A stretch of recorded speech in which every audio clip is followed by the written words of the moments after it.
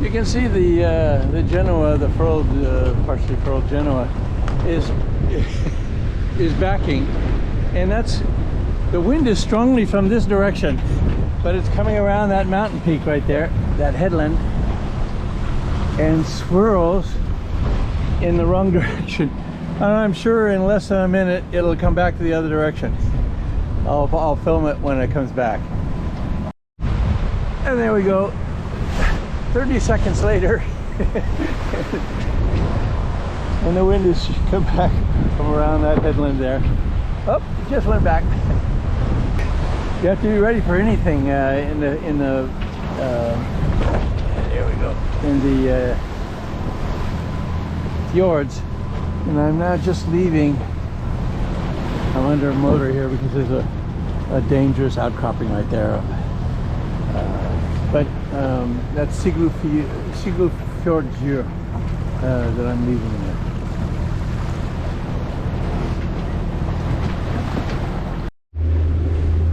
Coming downwind in 33 knots.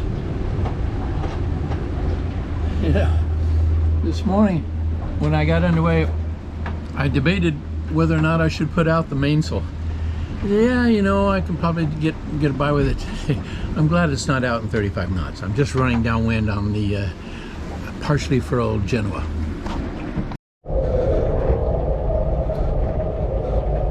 Come inside, she said. I'll give you comfort from the storm. 42 knots. And that's exactly what I did.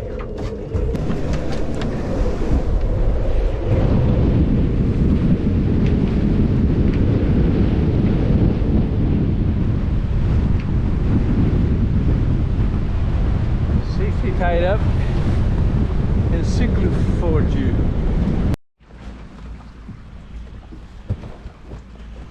And after the storm, white lips and pale face, breathing in the snowflakes. Hope it doesn't last too long.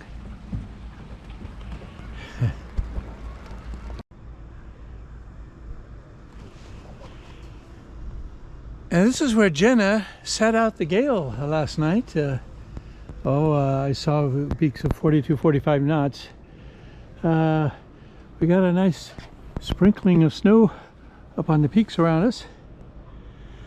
No electricity on the pontoon here, but it was so much nicer than against the tires.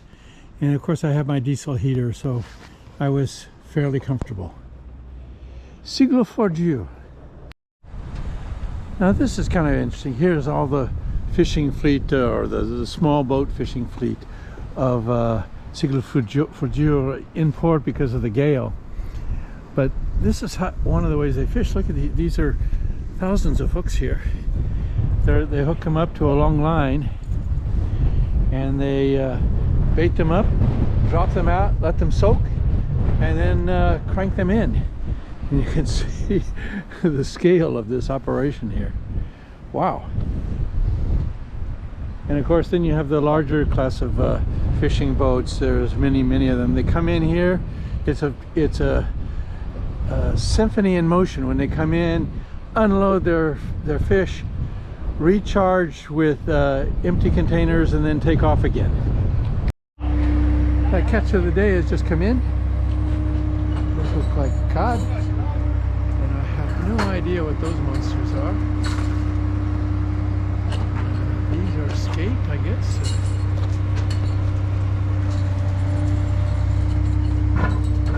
Good day's fishing for these guys. Well, flying down one of the fjords at about 8 knots, going downwind in 22 knots of wind. The tide is coming in, and it's wind over tide.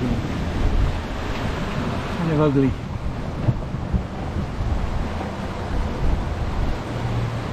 And that's sailing in fjords.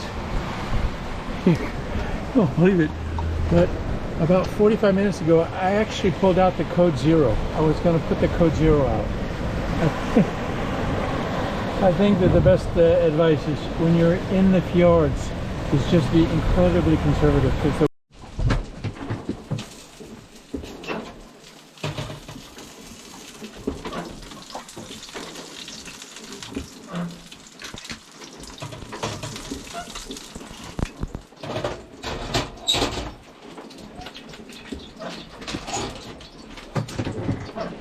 Okay, reserve the chicken.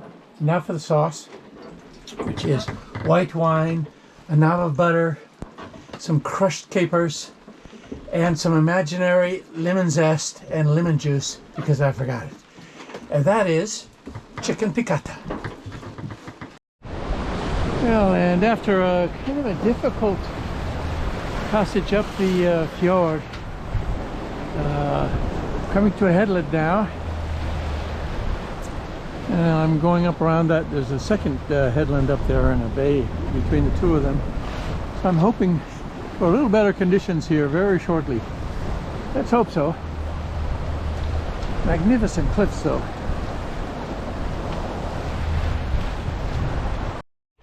Okay, I have sailed up past the north, around the northwest corner of Iceland.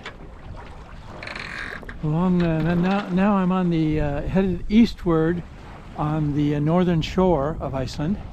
And in fact, you can barely see it up there. That's the second peak that you see in the distance there. The Icelanders call that the Horn. So Jenna will very proudly enter into her logbook tonight her very first passage around the Horn. Supposed to be some quite rude wind tonight, 25-30 knots.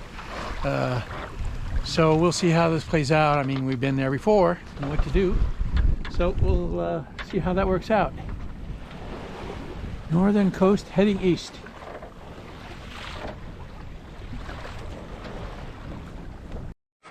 And here's a little better look at Iceland's Horn. You can see where the name comes from for sure. It's beautiful. And it is 10 o'clock at night. So I'm going to sail all night long to a place called Siglufjordur. We'll see how that works because the wind is supposed to kick up around midnight to 20 to 30 knots.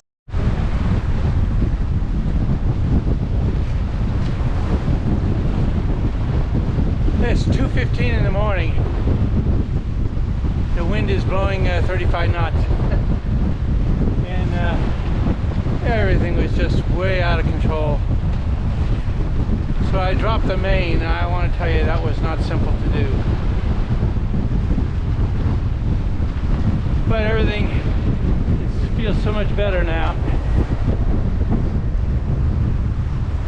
Under just a partial Genoa. Whoa! I'm soaking wet too. Got clobbered by a wave. And it is 1 degree C outside. Yeah. This device here is a remote control, which is a godsend for solo sailors. So you can be anywhere on the boat doing anything, and you just push a button and turn 10 degrees left, 10 degrees right, etc., etc. Now this is from Marine. And you know, Marine is a great company, but this is not their best product for lots of reasons. One of them is that the battery needs to be changed when you're out at sea. It uses 2 AAA batteries, and the batteries need to be changed about every 3 days. Last night at 1 o'clock in the morning, I had to go up and drop the sail, and the sail didn't come quite all the way down because of the high wind. So I pushed the button and I went forward to pull down the sail, and of course I hadn't looked that the battery had run out. And so about the time I got to the mast, the boat jibed. Now fortunately the sail was 90% of the way down, so it was no big deal, but those are the kind of things. I went, just by comparison, with the NKE one, that blue one that I'm sure many of you have seen before. That blue one, I sailed completely around the Atlantic and didn't change the batteries, you know, and much more than that. So this is not, like I said, it's not, even on the Marine equipment, this is not compatible with SeaTalk NG unless you buy a special adapter to put it onto the backbone. So I hope they come out with a new one that's a little better sometime soon. Okay, we're entering the harbor of Husavik. which is the unofficial whale watching capital of Iceland. I saw 3 spouts when I came in, but the whales didn't stay on the surface. It's a bit choppy out there, maybe that bothers them. Enter Husavik. You may be wondering, how do I know where to go? And the answer is, I don't. They don't have harbor masters. I mean, there's a harbor master usually, not in all of the places, but often there's somebody who's responsible, but they don't monitor a radio, and you don't have a phone call, you don't have a phone number, so you just show up, you drive around, and you find a place that looks reasonable.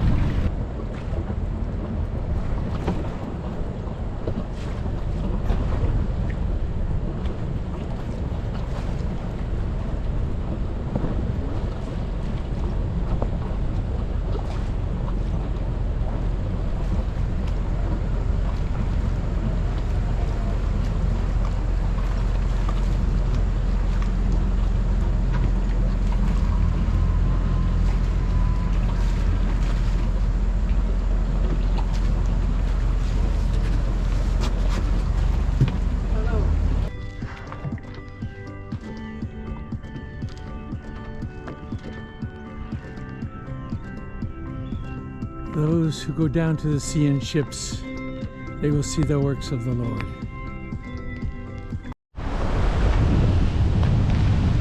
Well, farewell. It's 5:30 in the morning.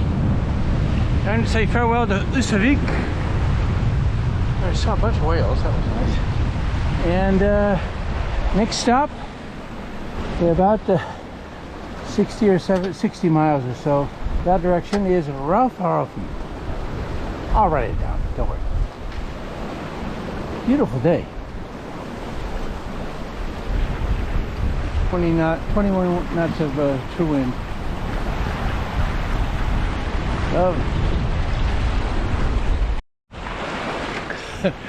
I've been trying to film puffins out in the water because they're so cute. There's literally thousands of them in here, but they're all clustered in a group, and then they stare at you, and they start to get frightened, and then one of them plunges, and the next one plunges, and the next one, and they do it almost with military precision. But I can't get close to film them on this little GoPro, so it's a shame. But anyway, making good progress up the fjord toward the headland that will take us east.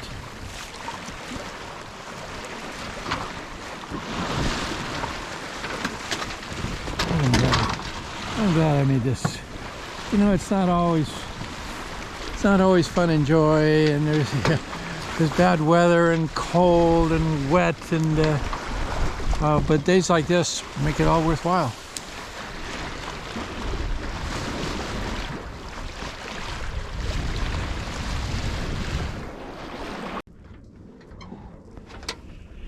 Hello, Phantom Shipmates. Latitude 6633. The Arctic Circle. Jenna will write in her logbook tonight that she is now a proud member of the fraternity of Arctic explorers. That's great. When you visit commercial harbors, it's not unusual to have to tie up next to big ships, big fishing vessels or commercial vessels of one type or another. And you have to be careful, or especially not so much the sailboats, but the other way around, of how the lines are put in. Imagine that I'm a big heavy ship now. If I came in and I put my line around the bollard like this, under tension, you see, he couldn't get out.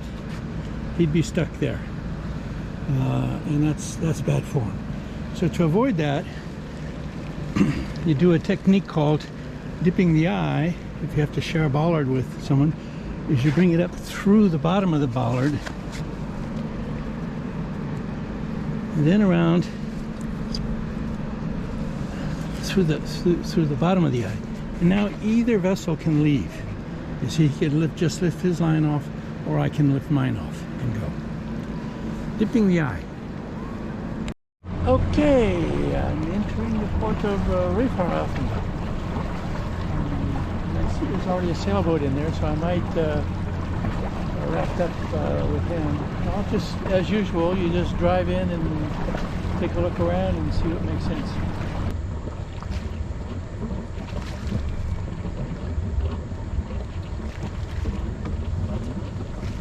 On peut se mettre ici? Oui, oui, c'est sur moi.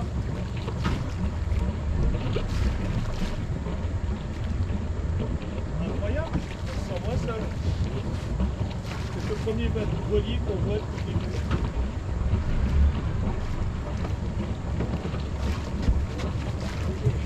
Je prends peut-être arrière.